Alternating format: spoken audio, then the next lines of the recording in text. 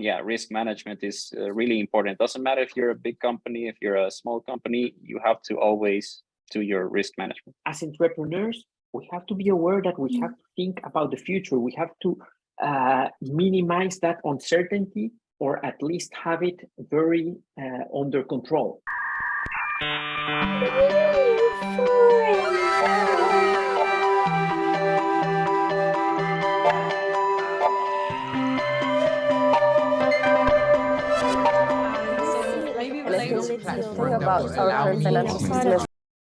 Hi everyone, I'm excited to bring you another brilliant episode of NEWFORUM.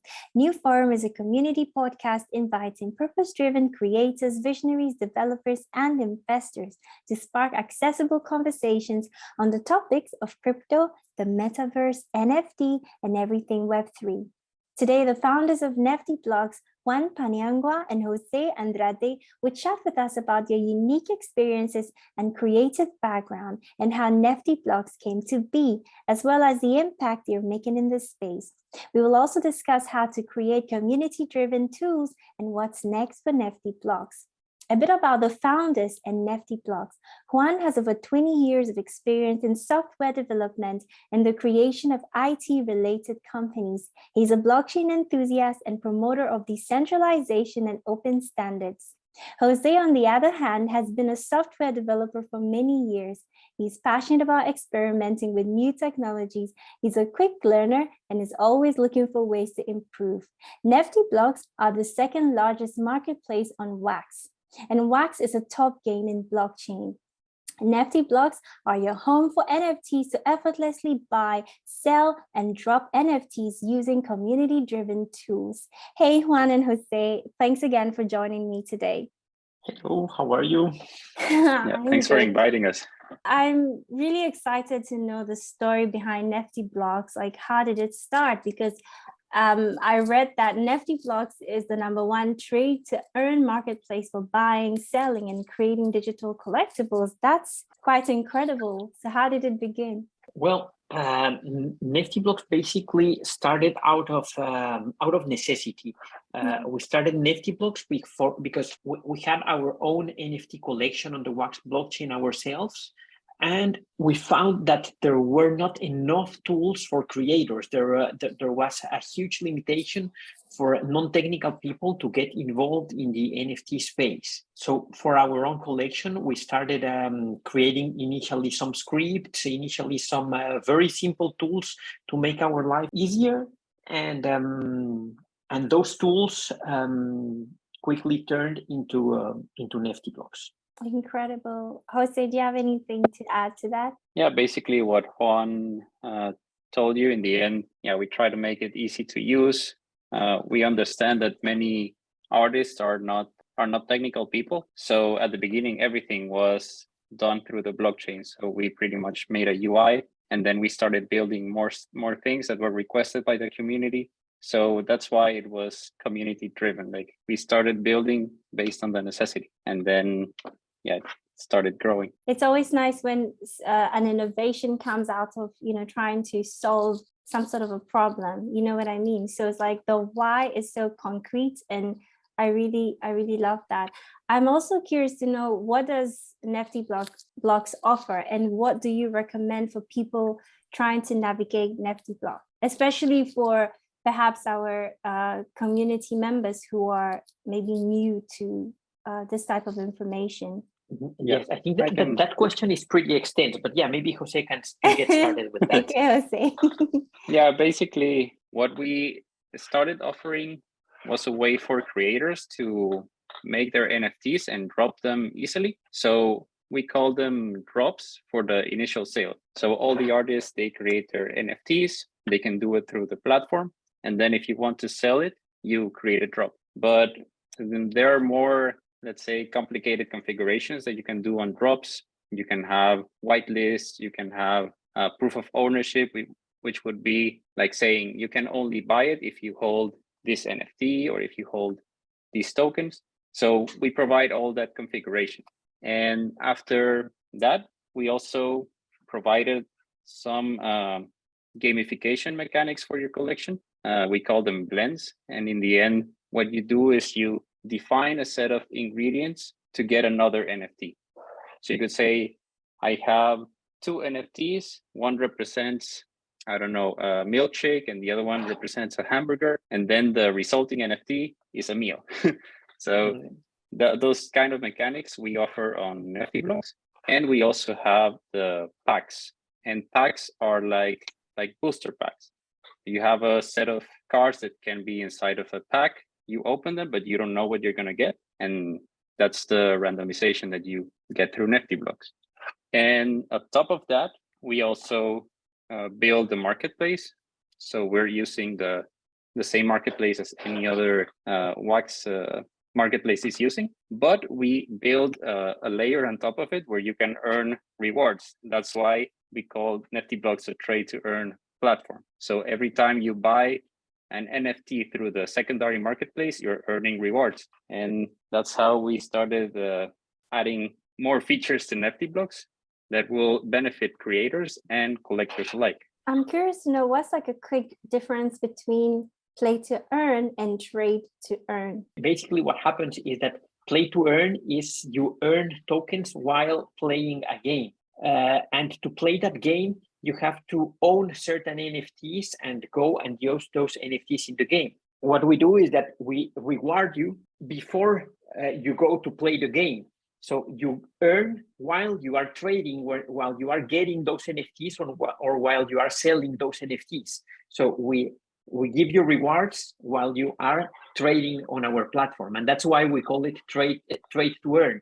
If you go to other marketplaces, you go and trade, and you pay a fee. You pay the platform fee, you pay the collection fee, you pay the whatever fee, but you don't get anything in return, and that's the difference between other marketplaces on Wax and Nefty Blocks. With us, you get always rewarded for your activity on the platform. That's incredibly exciting. And I'm how are you guys like maintaining the sustainability of that? Like, how have you kept up with it? You know, because there's always this question of how is even the play to earn concept sustainable? So now I'm curious to know, is the trade to earn concept sustainable in the long run? That's a very good question. And because, yeah, just as you said, the play to earn, we have seen that it's not as trustworthy as we might imagine. Although I think that there have been some improvements and things have started changing for some games. What I can say is that we are on the second iteration of our tokenomics. We first released, when we released our token, we had some tokenomics that didn't consider the many things. We didn't have the experience, and even though we thought this is amazing, when we went live, we realized that there were some flaws, and we have now some much better tokenomics. And so far, I would say that it's pretty successful, although to make it sustainable over the long term, we need to find more utility for our token. Right now, you can use the Nefty token to buy NFTs on the platform. You can use it to buy advertisement space if you are a creator. You can also use it to pay for some custom services. But what we plan to do in the future is add more use cases to our token, so that that the tokenomics and the trading rewards can be sustained and can be valuable over time. Jose, do you have any thoughts to add to that? Yeah, something, maybe it's a little bit too detailed, but in our tokenomics, we have defined a certain amount of rewards that is released every day. And those rewards will be there, if I'm not mistaken, for around 6 years. After that, yes, the rewards will stop, but you will still be able to earn the rewards from the platform fees. So basically, when you have a marketplace on Wax, every time someone sells or buys in your marketplace, you get a fee, and we are sharing part of that fee. We started sharing 100% of the fee, then we reduced it to 75. Now we are at 50%, and then it will be reduced to 25, and it will stay like that forever. So even though eventually the Nefty rewards, which is the token, those will stop, you will still have Wax rewards, and those will be there as long as the platform exists. I like it when you said forever, and then you said as long as the platform exists. That's incredible. I'm also wondering what has been your biggest challenges, and perhaps maybe mistakes and biggest wins throughout this journey for Nefty Blocks. That's a difficult one because we have made several mistakes since we started. Maybe your learnings from those mistakes. Yeah, absolutely. And I think that maybe one of the biggest learnings is that all the creators, all the people who's building on the blockchain should remember that what they are building is a company. When you start a traditional company, you use cash, you use fiat to operate your company. When you're building a company on the blockchain, you tend to believe that because you have a token and because you are receiving crypto, this crypto will always go up, and at some point you will be a millionaire. And I think that some very important learning is that as you receive income from crypto, you have to convert at least an important part of that crypto to fiat and have it available for your company, to operate your company during the hard times. I think that's very, very important. People should be aware that they have to sell and get some stable coins, get some fiat, because when you are on the crypto space, when somebody sells their tokens, a project owner sells their tokens, people immediately says, "Oh, this is a scam. They are going to run away." Wait, no, you're allowed to sell. You need to ensure that you will be here in the long term. You can only be here for the long term if you have cash, if you have fiat, if you have something to pay people to keep on building your product, to keep on building your team. And that's important, I think. That's a great advice, I'd say. I do wonder if we'll get to a point where we can completely rely on the cryptocurrencies, and that it a point where we'll be most stable, and can sustain itself. That might happen, but we are not there. Yes. And if at some point we are there, awesome. Why not? Or maybe not, because then maybe crypto will not be that interesting to people anymore. Yeah. So we don't know.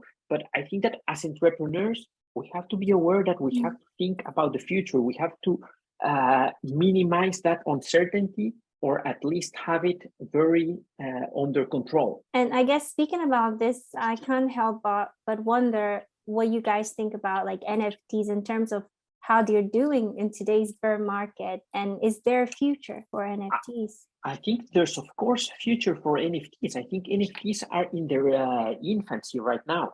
There's a lot of use cases for NFTs that have not been exploited, that have not been used, and there are tons of opportunities. Of course, we are in a bear market right now, and sometimes people forget about that. We see a bull run and people think that the good times are back, but no, we are still in a bear market and we have to live with it. We have to deal with it. And that's also very important what you said. A lot of people think NFTs are dead. And I think that's absolutely false. NFTs are here to stay, and we will only see more and more use cases for NFTs. But I think that people still has to understand NFTs. I think that even most of the creators, most of the artists or game developers or whatever people are doing with NFTs, they are not really aware of what NFTs are. They are doing it without fully understanding the concept. And maybe that's also the case for us. Every day we have new learnings and we gain insights that allow us to continue building and improving our platform. I 100% agree with Juan. NFTs are here to stay. We're still waiting to see way more applications. We're also building to have way more utility for NFTs, link them more to the real world. So it still needs to evolve a little bit more. And also an extra comment to the to the previous remark from Juan. Yeah, risk management is really important. It doesn't matter if you're a big company, if you're a small company, you have to always do your risk management, especially when you're working with crypto. Yeah, that's really good advice. So what's next for Nefty Blocks? What should we look forward to One of the things that we are pushing a lot right now is, okay, we are building all these set of tools for creators so they can drive their community to our platform. But now we're also allowing the creators to keep people or part of their communities in their own sites. So we are creating tools that allow them to embed a marketplace in their own site. So they will have their NeftyBlocks marketplace on their site. They can customize it. They can set the theme colors. They can do whatever they want. There are a lot of really good examples of creators already customizing them, and also the drops. So we believe that the creators and all these projects, they just have to engage their audience and asking them to go to another site to buy this. And then if you want to do something else, you need to access this other site or go to another tool. That's too, there's a lot of friction there. So it's better if you have everything integrated in one place with your own look and feel. You start building your brand, building your community. That's what we are trying to empower creators with NeftyBlocks. Yeah, we're also exploring way more opportunities, going with other chains, seeing what we can offer there, which problems have not been solved, so we can also help creators there. And Juan, do you have any thoughts? I know that you're perhaps building on the new coin, and I'm curious to know, how is that going? How has that been going?